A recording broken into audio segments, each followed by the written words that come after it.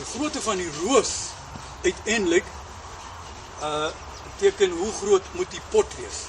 So as jy 'n miniatuurroosie het, dan kan jy 'n klein potjie vat. Gewone plukroos is hierdie 35 cm pot reg. En as jy nou 'n rankroos het of 'n stamroos, dan moet jy hierdie grootte pot hê. Die potte het almal klaar drainasie gaatjies in dat die water kan uitloop.